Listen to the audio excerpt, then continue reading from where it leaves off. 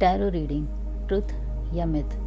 Tarot reading fake होती है। ये सिर्फ एक स्टोरी बिल्डिंग होती है जिसको ये टैरो रीडर्स प्रिडिक्ट करते हैं और हमें दे देते हैं। टैरो रीडर्स इन्हीं फेक स्टोरीज़ को, इमेजिनरी स्टोरीज़ को हमारे फ्यूचर से कनेक्ट करके अच्छी खासी पेमेंट हमसे लेते हैं। टैरो रीडर्स एक फ़ोटोज़ को देख के प्रिडिक्शन करते हैं। भला कोई फ़ोटो को देख के कैसे प्रिडिक्शन कर सकता है? टैरो रीडिंग बिल्कुल भी जेन्युइन नहीं होती है। टैरो रीडिंग ब्लैक मैजिक से भी कनेक्टेड होती है।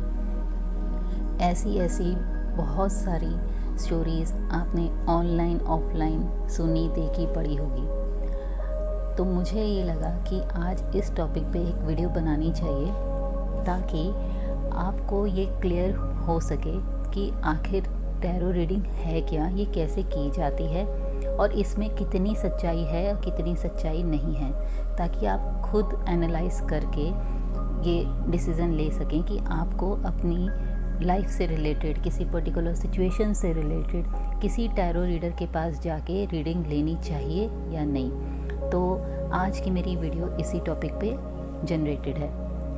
वीडियो में आगे बढ़ने से पहले मैं आपको अपना सेल्फ इंट्रोडक्शन दे दूं। हेलो एवरीवन, मेरा नाम है प्रीति। मैं intuitive tarot reader and motivational healer. Channel पे अगर नए हैं तो प्लीज़ मेरे चैनल को लाइक एंड सब्सक्राइब करिए, बेल आइकन पे क्लिक करिए और ऑल पे जाइए ताकि आपको सारी नोटिफिकेशन फ्यूचर में मेरे आने वाले वीडियोस की मिल सके। और अच्छी इन्फॉर्मेशनल वीडियोस मैं बनाती हूँ। मोटिवेशनल वीडियोस भी होती हैं, टैरो से भी रिलेटेड होती है, लॉ ऑफ अट्रैक्शन से भी रिलेटेड होती है और आगे भी मैं नए और कुछ कॉन्सेप्ट्स लेकर आने वाली हूँ। तो ये सारे कॉन्सेप्ट्स आपसे रूबरू करवाई जाएं, इसलिए आप इसे मेरे चैनल को सब्सक्राइब करिए ताकि आपको मेरे चैनल से रिलेटेड सारी इन्फॉर्मेशन मिल सके। तो चलिए बढ़ते हैं आज के हमारे इस टॉपिक पे। टैरो रीडर क्या है, टैरो रीडिंग कैसे करता है, इसके बारे में जानने से पहले मुझे ये लगता है कि आपको थोड़ी सी बेसिक जानकारी टैरो से रिलेटेड होनी ज़रूरी है। तो मैं आपको ये बताती हूँ कि टैरो आखिर है क्या। 1430 ईस्वी से ये जो टैरो रीडिंग का जो प्रोसेस है ये स्टार्ट हुआ। पहले ये प्लेइंग कार्ड्स के तौर पे इसे खेला जाता था। जो वेस्टर्न कंट्रीज़ के लोग हैं वो इसे एज ए प्लेइंग कार्ड ही यूज़ करते थे। धीरे धीरे इसे रीडिंग पर्पस में लाया गया। ये सबसे पहले इटली से फ्रांस, फिर वेस्टर्न कंट्रीज़ जैसे इजिप्ट, ये ऐसी टाइप की कंट्रीज़ में ये फेमस होता गया। इसका ओरिजिन कहाँ हुआ है, इसको लेके भी थोड़े से मिथ हैं। कोई कहता है यहाँ से हुआ है, कोई कहता है वहाँ से हुआ है, बट बेसिक जो कोर है इस टॉपिक का वो ये है कि ये वेस्टर्न कल्चर से रिलेटेड है ये प्रिडिक्शन। तो वहाँ से ये फेमस होता वर्ल्ड वाइड इसने अपनी प्रसिद्धि ली है और अब ये हमारे इंडिया में भी सराबोर है। इंडिया में भी टैरो रीडर्स पहले से थे, पर जब से हम ये ऑनलाइन प्लेटफॉर्म्स में आए हैं तो टैरो रीडर्स का जो बोलबाला है वो ऑनलाइन प्लेटफॉर्म में भी शुरू हो चुका है। पिछले 8-10 सालों से इंडिया में टैरो रीडिंग भी बहुत फेमस होती जा रही है। पर जैसे जैसे ये फेमस होती जा रही है वैसे वैसे इसमें बहुत सारी स्टोरीज़ जनरेट होती हैं। कुछ ट्रूथ हैं, कुछ फेक हैं। तो आज इसी टॉपिक पे हम बात करने वाले हैं। टैरो के बारे में थोड़ी बहुत मैंने बेसिक आपको जानकारी दे दी। टैरो रीडर कैसे होते हैं, वो 2 टाइप के होते हैं, एक नॉर्मल टैरो रीडर और एक इंट्यूटिव टैरो रीडर। अब इन दोनों में फ़र्क क्या है?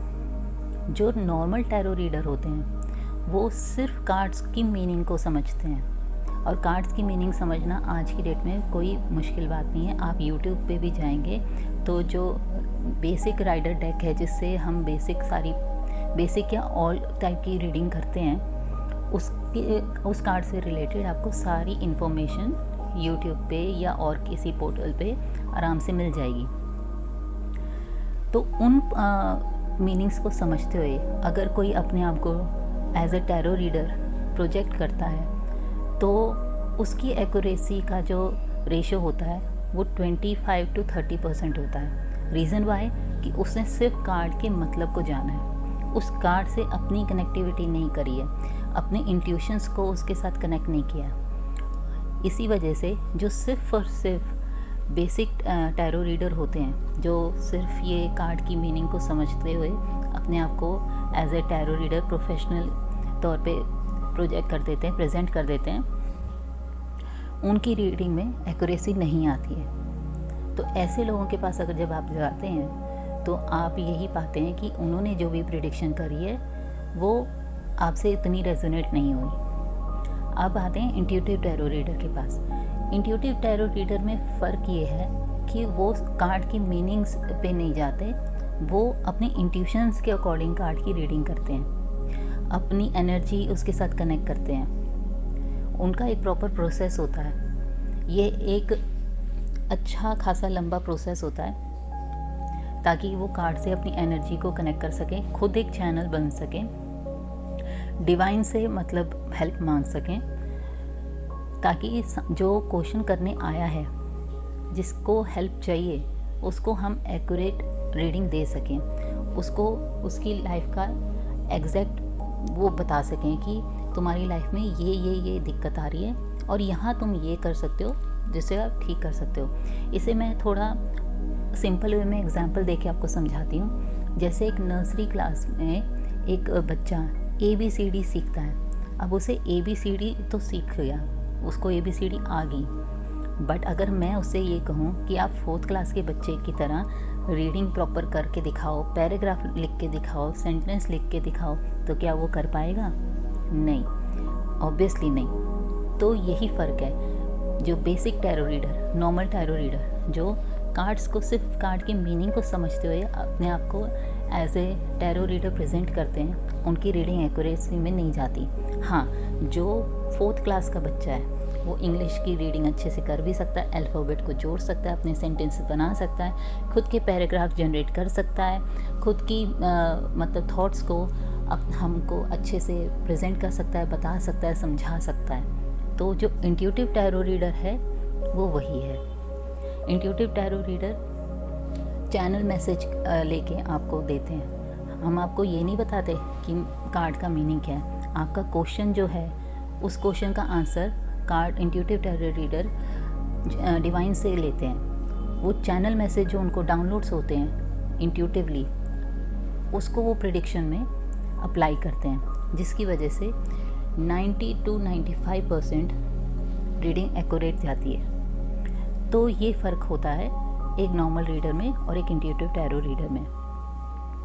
तो आगे अगर फ्यूचर में आपको ऐसा लगे कि आपको टैरो रीडिंग लेनी चाहिए, तो आपको पहले ये देखना पड़ेगा कि आप टैरो रीडिंग किससे ले रहे हैं। क्या वो नॉर्मल रीडर है या एक इंट्यूटिव टैरो रीडर है। अगर वो इंट्यूटिव टैरो रीडर है तो आप उसको जितनी भी पेमेंट करेंगे, जितनी भी वो मांग रहा है, आप उस पेमेंट से सेटिस्फाई होंगे, क्योंकि आपको रीडिंग उतनी अच्छी परफेक्ट मिलेगी, आपसे रेजोनेट करेगी।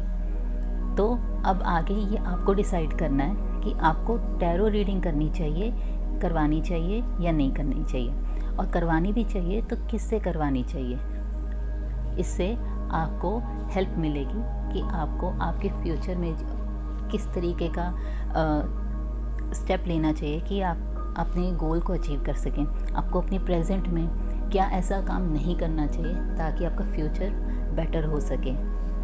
तो ये थी छोटी सी बेसिक सी इंफॉर्मेशन जो आपको आई थिंक हेल्प करेगी फ्यूचर में ये डिसाइड करने के लिए कि आपको टैरो रीडर पर भरोसा करना चाहिए या नहीं। एक चीज़ मैं ज़रूर जाते जाते ये कहना चाहूँगी कि प्रेडिक्टर चाहे हमारे इंडिया का हो या फिर फॉरेन का हो, अगर उसकी प्रेडिक्शन में दम है, एक्यूरेसी है, तो बिलीव करना तो बनता है। प्रेडिक्शंस इस बेस पे नहीं की जाती कि हाँ हमने कुंडली देखी तो हमने प्रेडिक्शन करी तो एक्यूरेसी हो गई।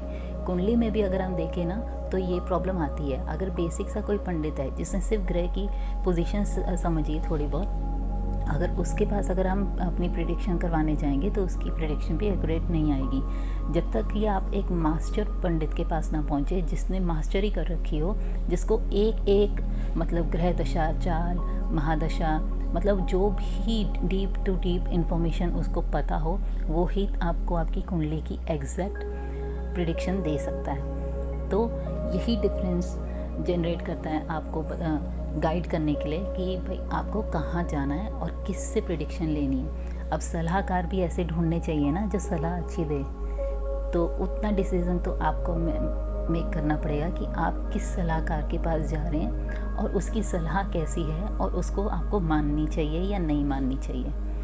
तो यहाँ मैं अपनी इस टॉपिक को आज फुल स्टॉप देती हूँ। आगे आऊँगी फिर नए फ्यूचर में